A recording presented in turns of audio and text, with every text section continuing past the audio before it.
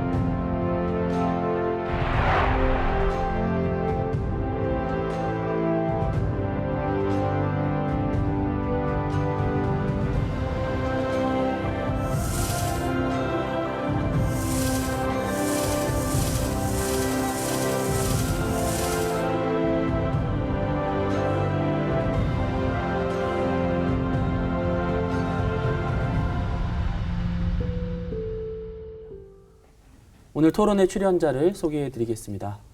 먼저 한국기독교교회협의회 NCCK 인권센터 이사장이신 홍인식 목사님 나오셨습니다. 네, 반갑습니다. 이화여대 외래교수이신 송진순 박사님 나오셨습니다. 네, 반갑습니다.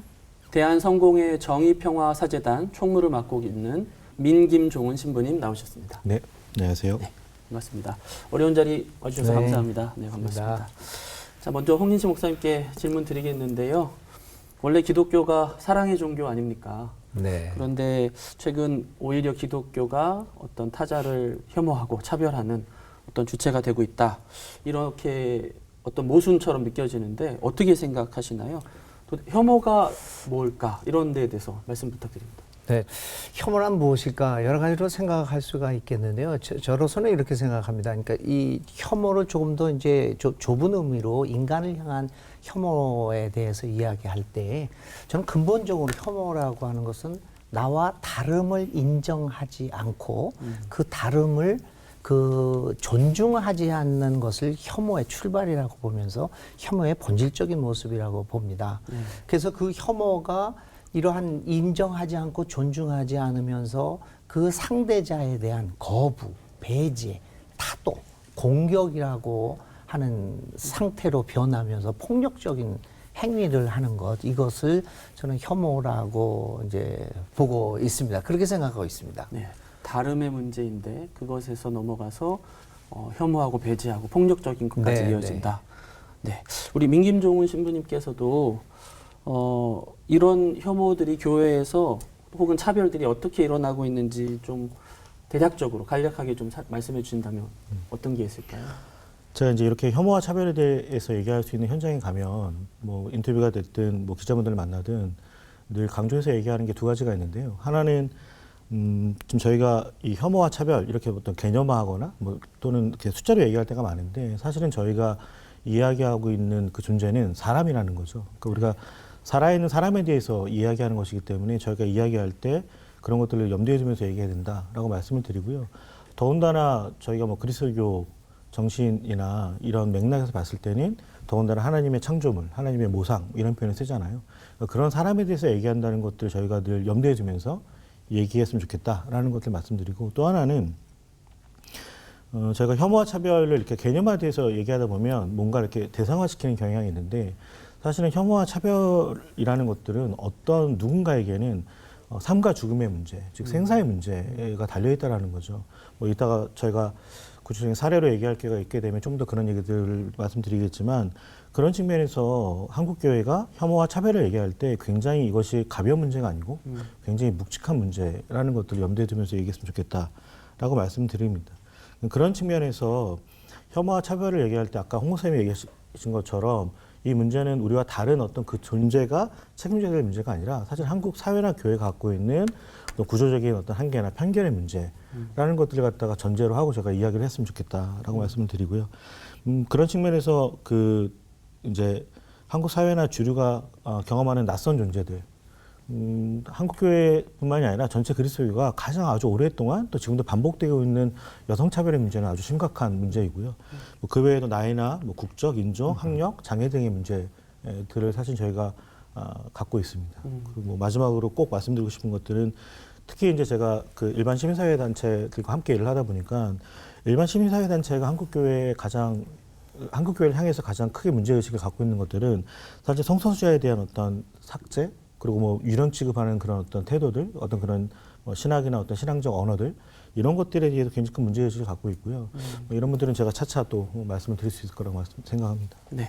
교회 차별의 얘기들을 여쭤봤지만 무엇보다 이 문제가 단순히 개념의 문제가 아니라 사람, 그리고 어떤 한 사람의 생사와도 관련될 수 있는 아주 중요한 주제다라고 말씀해 주셨습니다.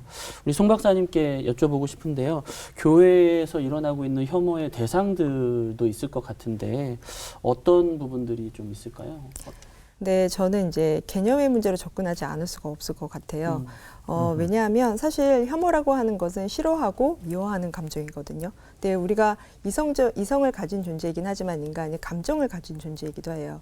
그런 의미에서 우리가 누군가를 미워한다고 싫어한다는 것 어쩌면 굉장히 자연스러운 감정이고, 혐오가 드러나는 거는 사실은 그 밑바탕에는 인간에게는 그 시작은 외부의 무언가가 오염된 것이 그것으로부터 나를 보호하기 위한 어떤 방어 기제와 수단에서부터 시작을 해요. 그러니까 혐오는 인간에게 있어서는 자연스러운 감정이지만 문제는 이러한 혐오의 감정이라고 하는 것이 나와 타인을 구분짓고, 그리고 이 구분짓는 걸로 끝나는 것이 아니라 권력화해서 누군가를 타자화할 때 일어나는 폭력성, 그 위계성, 이것이 이제 문제가 되고 있거든요. 그러니까 일단은 우리는 이 감정으로서의 혐오를 받아들이면서도 이것이 위계적이고 그다음에 어떤 구조적인 폭력으로 드러나지 않도록 우리가 나아가야 되는데, 이 굉장히 오래된 저희 인간의 역사 안에서는 이 혐오가 폭력과 구조 안에서 내재화된 경우가 너무나 많이 있는 거죠. 그리고 특별히 교회에서는 이제 혐오의 대상이 우리가 너무나 잘 알려져 있는 것처럼 여성이라든가 장애인, 사회적인 약자나 소수자들이 많이 있을 것 같아요. 대표적으로 우리가 보면은 젠더 갈등이 가장 심각한 문제로 나타나기 때문에 여성 혐오를 가장 큰 혐오라고 생각하지만, 이 안에는 장애인 혐오도 있고 또 북한 이탈주민이라든가 외국인 노동자에 대한 그 난민에 대한 혐오도 굉장히 심각한 상황이고요. 뿐만 아니라 저는 또 한편으로 우리가 또 생각해야 되는 건 가부장제 사회 안에서 일어나는 성차별뿐만 아니라 성차별 이외에 가지고 있는 연령차별도 되게 중요한 문제라고 생각이 들어요. 그런 면에서 본다면 한국교회가 고령화되고 있는 상황 안에서 노인 혐오도 심각하게 나타나고 있다라고 하는 것도 말씀드리고 싶어요. 우리가 지금 혐오, 차별, 배제 이런 주제들을 다루고 있는데요. 사실 이게 굉장히 어려운 얘기고 네. 이렇게 짧은 시간 안에 다 다룰 수 없는 얘기지만, 그래도 우리가 교회가 좀 생각해 봤으면 좋겠다는 주제들을 조금 찬찬히 좀 생각해 보면 좋겠는데요. 먼저 여성 차별에 대해서 좀 얘기했으면 좋겠는데, 신부님께 먼저 여쭤보겠습니다. 교회는 여성 차별 어떤 게 있다고 보시나요? 뭐 일단은 기본적으로 그 최근에도 뭐 그 일부 교단이라고 하기에는 한국 개신교에서 워낙 덩치가 큰 교단들이지만, 그래서 목회를 비롯한 지도력에서 아예 그냥 배제를 시켜버리는 방식. 뭐 너무나 이거는 그러니까 일반 시민사회 쪽에서는 도저히 이해할 수 없는, 어떻게 이게 2021년에 가능하죠? 라고 물어볼 만큼 그런 일들이 사실은 한국교회에 너무나 만연해서 벌어지고 있고요. 그다음에 이것은 뭐 그 소위 얘기해서 뭐 진보든 보수든 다 할 거 없이 어떤 성별 이분법적인 성 역할을 고정화시켜서 그것을 갖다가 축복이라고 얘기한다거나 아니면 교회의 뭐 가르침이라고 얘기한다거나 자연스러운 것이라는 식으로 포장을 한다거나 이런 부분들이 있고요. 그리고 뭐 그보다 좀 더 오래된 것들은 어떤 개념과 언어에서 그 성서나 어떤 교회 전례 안에서 사용되는 용어들 이런 것들 속에서 사실은 여성차별적인 부분들이 너무나 이렇게 만연해 있는 부분들이 있죠. 이런 것들은 개인적으로 너무 이제 아쉽고 안타까운 것들은 이런 어떤 성중립적인 언어나 개념의 사용에 대해서는 이미 이게 문제가 제기된 지가 아주 오래됐는데 그렇죠. 전혀 얘기되지 않고 있고 또는 이런 것들은 방어하는 논리들이 조금 제가 좀 약간 좀 직설적으로 표현하면 조금 좀 구차하다 싶을 만큼 좀 문제가 많은 어떤 방어 논리들이 사용되고 있어서 저는 이제 이런 것들이 있을 때마다 느끼는 게 뭐냐면, 그러니까 일반 시민사회단체에서 이렇게 경험하는 사람들의 얘기를 들어보면 어떻게 그런 것이 아무런 문제제기 없이 당연하게 이루어져요? 라는 질문을 너무나 받을 만큼 예, 여성차별에 대해서는 뭐 저도 사실 고개를 들 수 없을 만큼 되게 이렇게 부끄러운 일들이 되게 반복되고 있죠. 네. 송 박사님 하실 말씀이 좀 있으실 것 같은데요. 좀 말씀 부탁드립니다. 교회 내 여성차별 되게 다양한 구조로 많이 일어나고 있어요. 사실 몇 년 전에 한 기독교 매체에서 설문조사를 한 적이 있어요. 그래서 젊은 청년 여성들을 대상으로 해서 그 청년에는 이제 그 일반 청년들도 있었고 목회자도 이제 포함이 되어 있었는데요. 어떤 방식의 차별을 당했는지 이제 그 실례를 들어보니까 첫 번째는 외모나 복장, 나이에 대한 언급이 대표적으로 많이 일어나는 거고요. 두 번째로는 성 역할과 고정관념에 대한 것. 심지어는 같은 그 교단 안에서 목회 일을 담당하고 있어도 남성 목회자는 항상 우선이고 또 한편으로는 의사결정 구조에 있어서 항상 남성 중심적으로 돌아가는 아까 교단의 각 총회들도 마찬가지고요. 한 교회 안에서 일어나는 그 의사의 과정들도 마찬가지로 이렇게 여성들이 자신의 목소리를 제기하는 방식은 참 많이 어려운 닫혀진 구조 안에 있다라고 하는 걸 생각해 볼 수 있을 것 같아요. 그리고 또 세 번째로는 또 교회 안의 직분이나 권위 구조가 여성을 차별하는 대표적인 예로 나타날 수 있을 것 같아요. 근데 그것은 단지 교회뿐만이 아니라 교회와 관련된 기독교적 단체 안에서도 보편적인 일이고 또 한편으로 이것을 이야기하는 것이 너무나 이상한 그래서 질문을 제기하는 곳조차 참 교회 공동체를 어지럽히는 일로 되어 있다는 거 그게 문제로 지적될 수 있을 것 같아요. 이제 저는 이렇게 오버랩되는 장면이 있는데요. 그러니까 제 주변에 이제 군대랑 관련된 일을 하는 분들이 굉장히 많으세요. 그런데 이제 한국 사회 여러 집단들 가운데서 어떤 특별한 행사를 할 때 여성한테 한복을 입히는 집단이 딱 2개가 남아 있는데 그게 바로 군대랑 교회입니다. 네. 지금도 군대에서 어떤 특별한 행사 같은 거 할 때 꼭 그 여성들한테 옷을 그렇게 강요를 하거든요. 근데 이제 거기에 나아가서 좀 더 하나가 뭐냐면 사모라는 호칭이 있어요. 네네. 그러니까는 그 호칭이 사실 일반 기업에서도 그런 호칭들을 갖다 더 이상 사용하지 않게 된 지가 오래됐거든요.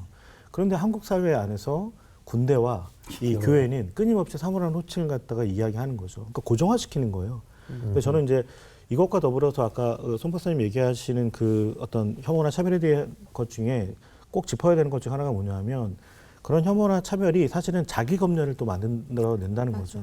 그러니까 이거는 성차별과도 또 관련돼 있다고 생각을 하는데 대표적으로 이제 예를 들어서 저는 그 인터뷰할 때도 저 개인사를 약간 얘기한 적이 있어서 그렇기는 하는데 저 같은 경우는 이혼 과정에서 자라서 이렇게 이제 목회자가 됐습니다. 그 과정에서 끊임없이 이혼 과정에 대한 저의 삶에 대해서 극도로 칭찬을 받거나 극도로 배제당한 경험들을 동시에 했었거든요. 그러니까 무슨 얘기냐면 한국교회 안에서는 아까 얘기하셨던 가부장제와 더불어서 정상가족 이데올로기라는 것들이 가톨릭에서는 성가정, 그리고 뭐 개신교에서 비슷한 표현을 사용을 하죠. 축복받은 가정, 뭐 이런 어떤 정상가족을 갖다가 이렇게 규범화시켜서 그것을 갖다가 사람들한테 다시 강요하고 있는 거죠. 근데 그런 것들이 교회 안에서 아까 얘기하신 것처럼 이게 여성이라는 제가 표현을 사용을 하지만 사실 여성이라고 딱 이렇게 획일화될 수 없는 존재들인 거잖아요. 굉장히 다양한 간의 존재들이 있는데 그것을 갖다가 정상가족 규범 안에서 그것을 갖다가 강요하는 순간에 같은 여성들 안에서도 그런 것들이 서로 차별하게 만들고 또 자기를 검열하게 만들고 또 그런 것들 갖다가 그 바깥에 있는 또 다른 존재들이 보면서 어쩔 수 없어 너희들은 뭐 이런 식의 표현들을 갖다 반복하게 만드는 걸 통해서 차별 혐오를 강화하는 방식으로 사실은 이렇게 미끄러지고 있다는 거죠. 네. 이런 부분들을 좀 거기에 봤으면 더해서 좋겠어요. 한마디 더 해드리고 싶어요. 뭐가 있냐면 사실 여성 혐오의 가장 큰 문제점은 교회 안에서 일어나는 여성이 여성을 혐오하는 방식이에요. 그러니까 기존에 우리들도 똑같이 가부장제 사회의 어떤 그 이데올로기, 정상가정 이런 거에 대한 것들을 내재화하고 있기 때문에 그 남성의 시각으로 여성을 바라보는 눈을 동일하게 갖고 있는 거예요. 그래서 여성이 여성을 차별하는, 혐오하고 그 여성의 지도력을 오히려 믿지 못하고 스스로 거부하는 일이 많이 일어나고 있거든요. 그러니까 여기에 대해서도 우리가 꼭 짚어야 되는 일이기도 네. 하죠. 한 가지 아까 언급만 하시고 얘기를 못했는데 여성의 지도력이랄까요? 그런 부분에 대해서 또 누가 한번 말씀해 줄 수 있을까요? 교회 내에서? 많은 사례들이 지금 얘기가 되는데요. 네. 예를 들면은 그 여성 목회자, 다시 말해 여성 전도사나 여성 목사가 새로운 어떤 그 목회지를 선택하고 거기서 인터뷰를 할 때 항상 묻는 질문은 왜 사모가 아니고 목사예요? 왜 사모가 아니고 전도사를 택했냐라고 하는 질문과 함께 그러면 아이는 누가 봅니까? 라고 하는 이야기를 하거든요. 만약 남성 목회자가 인터뷰를 할 때는 그런 방식으로 아이를 누가 봅니까? 라고 말하지 않겠죠. 뿐만 아니라 같은 여성 목사, 남성 목사가 있어도 이런 말씀들이 참 그렇지만 그 권사님들, 여성 권사님들이 선임 목사가 여성임에도 불구하고 남자 목사에게 식판에 밥을 가져다 주라고 종용하는 경우도 있다라고 하는 부분이죠. 그 장로 문제에 있어서도 제가 직접 경험한 건데 목회 현장에서 이제 여성 장로를 안 뽑아요. 그래서 그 이제 기울어진 운동장이기 때문에 그걸 평평하기 위해서 여성 할당제를 뭐 많이 실시하니까 뭐 이렇게 여성 할당제를 실시를 한 거죠. 20% 반드시 20%는 이상은 채워야 된다 해서 이제 했는데 잘 안 뽑혀요. 그래도 안 뽑혀요. 그 이유가 뭐냐 그랬더니 우리 교회에 전에 여성 장로가 2사람인가 있었는데 잘 지도력을 발휘를 못해서 별로 안 좋았다는 거예요. 그래서 여성을 안 뽑겠다. 그래서 저는 그랬죠. 남성이 못해서 교회 망친 게 더 많은데 그럼 남성을 뽑지 말아야지 왜 여성한테 뽑지 않느냐. 그래서 그런 식으로 해서 정형화시켜서 여성 지도력을 교회에서 완전히 무시하고 소외시키는 일들이 비일비재했는데 이런 문화들이 하루속히 바뀌지 않으면 이 여성 성차별에 있어서 개선이 안 됩니다. 하여튼 우리가 정신 차리고 이 문화들을 개선하도록 해야 될 것 같아요. 알겠습니다. 다음 질문으로 좀 넘어가야 될 것 같은데요. 저희가 한국 교회에서 여러 가지 차별의 문제들이나 혐오의 문제를 다루면서도 꼭 짚어야 될 게 하나 있다면 우리 세월호 문제, 세월호 참사 문제가 아닌가 생각하는데 이제 곧 이제 7주기가 네. 되는데요. 아직까지도 뭐 진실 규명이나 거기에 대한 정확한 조사가 이루어지지 않고 있지만 이것과 더불어서 한국 교회가 세월호 유가족들에 대해서 보여준 어떤 공감의 문제라든가 어떤 혐오의 모습을 보인다든가 이런 부분들이 또 일종의 차별이라고 보이는데 이런 정서 때문에 또 유가족들 중에는 교회를 떠나기도 했단 말이죠. 네네. 목사님께 좀 여쭤보고 싶은데요. 네. 교회가 어떻게 이런 분들을 안아야 될까요? 저는 먼저 이 세월호 유가족들에 대한 혐오와 차별 이런 정서가 말도 안 되는 거라고 봅니다. 왜 그러냐면 이 세월호 문제는 하나의 참사로서 그 가족들이 그리고 우리 민족이 겪었던 비극이거든요. 그 비극에 대해서 어떻게 우리가 혐오를 하고 차별할 수 있다. 이거는 상상도 안 되는 그런 문제인데 우리 교회 내에서 교인들 가운데서도 세월호 유가족들에 대한 이 혐오의 감정들을 표현하는 것을 보면서 정말 절망하기까지 합니다. 이것은 혐오의 문제, 차별의 문제이기 전에 내가 얼마나 공감력이 있느냐 없느냐의 문제 아니겠습니까?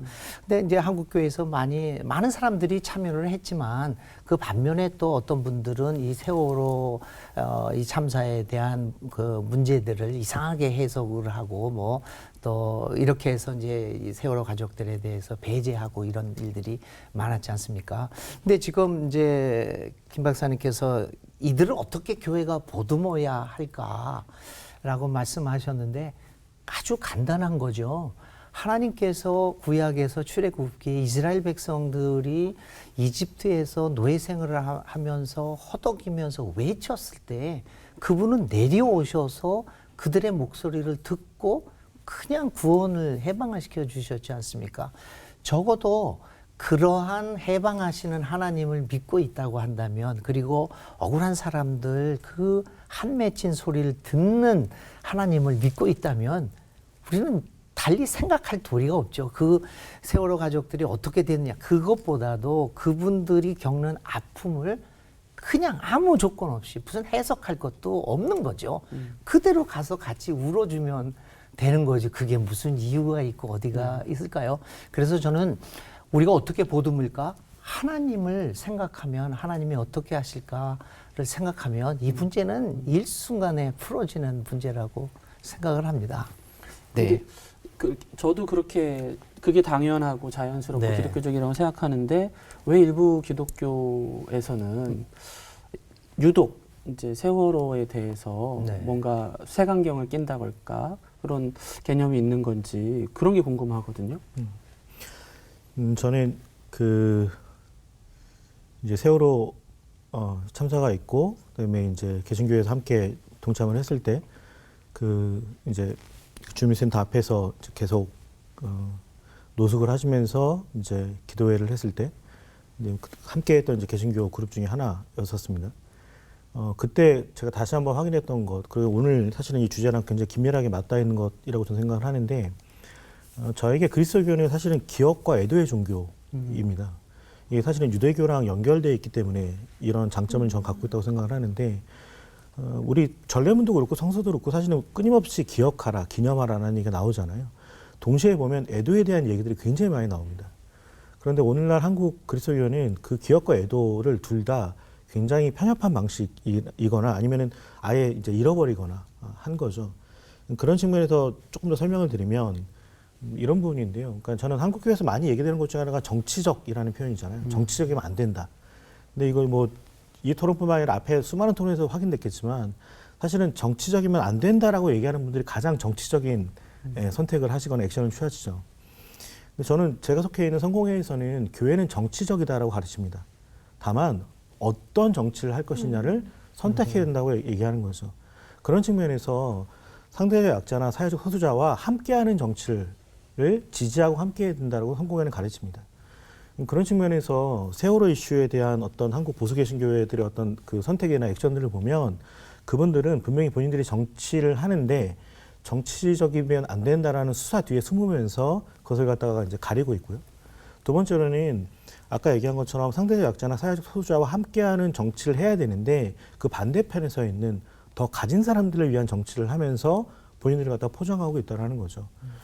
그리고 마지막으로는 뭐 좀 더 얘기할 시간이 있으면은 뭐 이 말씀 한 번 더 드리긴 하겠지만 저는 이 세월호 이 참사와 함께하는 교회를 보면서 어떤 사회적 재난에 대한 어떤 그 경험들 이런 것들을 조금 좀 죄송한 편이지만 돈으로 이렇게 해결하려는 태도들 굉장히 저는 이 부분은 유감이고 가슴 아프게 생각하는데 이제 이런 방식으로 늘 생각을 하다 보니까 그러다 보니까는 세월호 유가족들에 대해서 모든 문제를 돈으로 환원시키는 그런 어떤 비난들이 굉장히 많잖아요. 많았었고 지금도 많잖아요.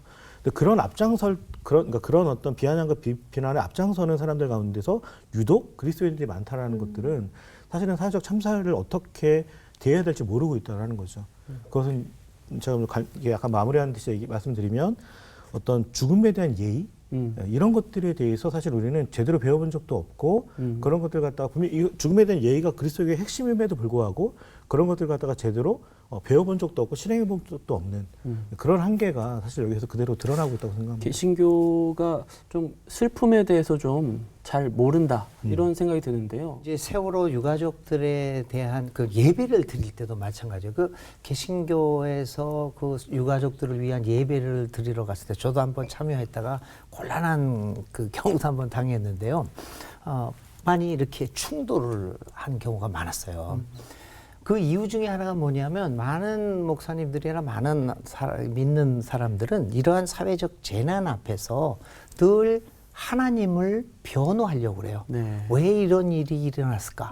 뭐 하나님의 뜻이다. 하나님이 우리에게 좋은 교훈을 주기 위해서 뭐 그랬다. 뭐 우리에게 더 좋은 것을 주겠다. 뭐 그런 하나님 편에서 하나님을 변호하는 입장에서 이 사회적 재난을 보고 재난을 당한 사람들을 보게 되는 거죠. 거기에는 이 재난을 당한 사람이 없어요. 그렇죠. 그러니까 사실은 그래서 우리가 세월호 유가족 같은 문제도 왜 교회가 보듬지 못하느냐? 하나님을 변명하려다 보니까 하나님에 대한 변호와 하나님에 대한 그 변증을 하지 말고 그걸 버리고 인간 자체의 중심으로 그 인간 자체를 봤을 때 지금 신부님이 얘기하는 기억과 애도가 살아날 수가 있지요. 그래서 좀 더 하나님 변명보다는 인간 사람 중심으로 시각을 돌릴 때 우리 한국 교회도 세월호 유가족이나 또 그 외에 사회적 재난에 대한 그 이해가 색다르게 되고 좀 더 포용력 있고 가슴 따뜻한 종교가 되지 않겠나 이런 생각을 해봅니다. 네. 그 영화 미량도 좀 생각나고요. 네, 어떤 구원의 문제로 이렇게 환원해버리면 당장의 고통에 대해서 우리가 좀 무지하게 되거나 그러기도 하는데 홍 박사님 뭐 하실 말씀 있으실까요? 저는 얼마 전에 좀 몇 년 됐는데요. 미수습자 가족하고 일주일에 2번, 3번 같이 점심을 먹고 예배를 드리는 목사님의 얘기를 들었어요. 그런데 보통 이제 세월호 유가족 하면은 뭔가 나하고 다른 그리고 또 경제의 논리라든가 정치의 논리들을 가지고서는 그들은 이제 다른 사람이다라고 떼어놓고 생각하기 마련인데요. 사실 미수습자 가족들하고 예배드리고 함께하고 진짜 점심 때는 같이 상추 싸며 밥을 먹고 슬플 때는 같이 울기도 하고 또 늘 사람이 우는 것만 있는 건 아니잖아요. 그래서 즐겁게 웃기도 하고 또 이제 산책도 하고 하는 이런 일상을 같이 보내는 경험에 관한 이야기를 듣는데 그 자체로 저한테 굉장히 감동이었어요. 그러면서 우리가 들었었던 생각 중에 하나는 교회가 어느 위치에 서서 지금 있는가. 아까 말씀하신 것처럼 사람을 보지 못하 하나님을 변호한다라고 했는데 사람이 없이 슬퍼하는 사람, 애도하는 사람, 그리고 지금 울고 있는 사람 옆에서 내가 당신과 함께 있습니다. 라고 하면서 손을 잡아주지 못한 것들이 바로 교회의 모습이었다라는 생각이 들더라고요.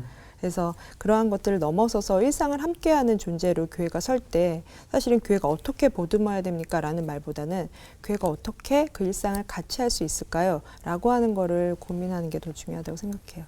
네, 감사합니다. 저도 사실은 그래서 이 질문 이야기할 때 그 말씀드렸던 것처럼 그 사실은 이제 교회가 세월호 유가족들과 어떻게 연대할 것인가, 함께할 것인가라는 질문이 좀 더 적절하다고 생각을 하는데요. 네. 그 맥락에는 크게 두 가지가 있습니다. 하나는 근데 이제 그 반대하는 분들하고 대화를 하면서 이제 느꼈던 게 뭐냐면 이분들이 세월호 그 유가족분들과 함께할 때 어떤 특정 정치 세력을 자꾸만 떠올리시는 거예요. 네. 그러다 보니까 이게 엉켜 있는 거죠. 그러다 보니까 특정 정치 세력에 대한 반대가 마치 세월호 유가족에 대한 반대인 것처럼 바로 미끄러지는 방식이라는 거죠. 근데 이것들은 정치적 선택으로도 그렇게 사실은 세련되지 않은 방식인 거거든요. 그것들은 사실 좀 분리해야 된다고 생각을 하는 거고 그런 측면에서 세월호 유가족 곁에 함께 서 있을 때 저는 중요한 것 중에 하나가 이 부분이라고 생각을 하는데 그러니까 제가 애도를 하든 무엇을 하든 할 때 사실은 피해자상을 굉장히 이렇게 고정화시켜 놓고 있어요. 네. 소위 해서 이제 뭐 그 페미니즘에서 많이 얘기 나오는 건데 뭐 오빠가 허락해주는 페미니즘 이런 식으로 그래서 혐오와 차별 문제랑 연결해서 생각을 해보면 피해자도 우리가 허락을 해줘야 되는 거죠. 피해자는 이래야 돼.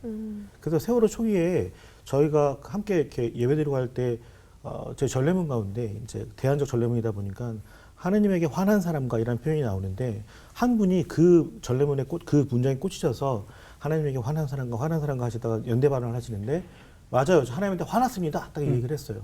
그런데 거기 있던 어떤 목사님이 상처받으셨다는 거예요. 하나님한테 화나다니 무슨 말이냐. 아까 홍 목사님이 얘기하신 거랑 똑같은 거죠. 이분의 포인트는 하나님인 거예요. 하나님의 영광인 거지 거기서 슬퍼하는 사람이 아니었던 거예요. 그리고 그것이 끝나고 난 다음에 저희가 함께 그 준비한 것들을 함께 먹고 나누면서 웃을 수밖에 없잖아요. 웃었더니 지나가는 사람이 자식 잡아먹고 웃고 있는데 이런 표현을 갖다 아무렇지 않게 던지고 가시는 거죠.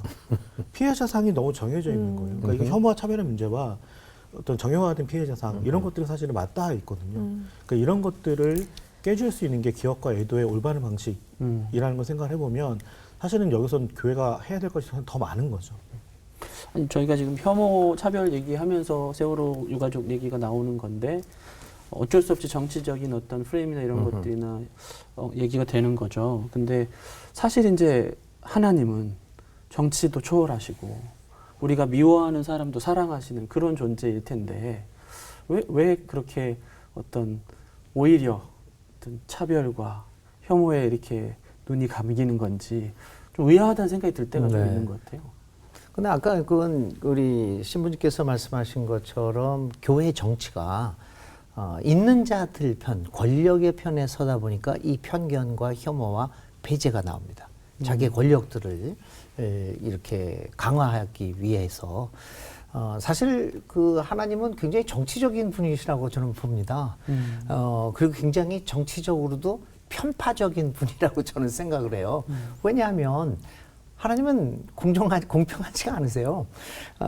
정의의 편에 서시고 불의의 편에 안 서시는 면에 있어서 편파적이시고요. 억울한 일을 당한 사람의 편에 서서 그거를 풀어주시는 측면에 있어서도 편파적이시죠.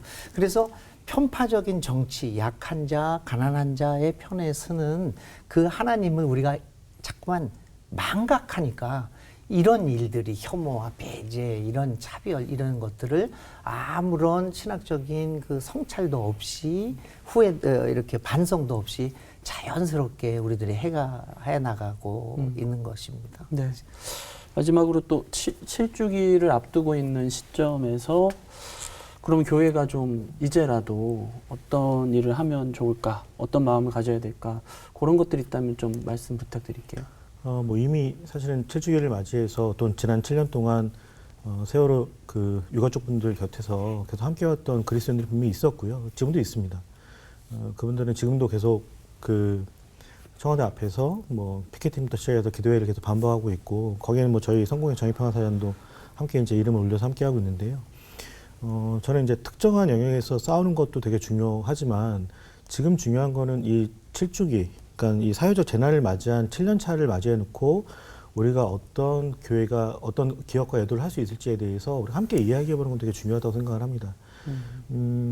이게 조금 조심스러운 표현일 수도 있는데, 사실은 기업과 애도가 중요한 것은 그 유가족분들의 저는 뭐 그 인터뷰 가운데 자주 나오는 얘기지만 소망이라고 생각하는데, 이분들 빨리 일상으로 돌아오고 싶은 거죠, 사실. 근데 그 일상으로 못 돌아오게 하고 있는 이 구조와 이 어떤 정치적인 어떤 알력 싸움, 이런 것들을 갖다 넘어설 수 있는 건 저는 사실은 종교라고 생각을 합니다.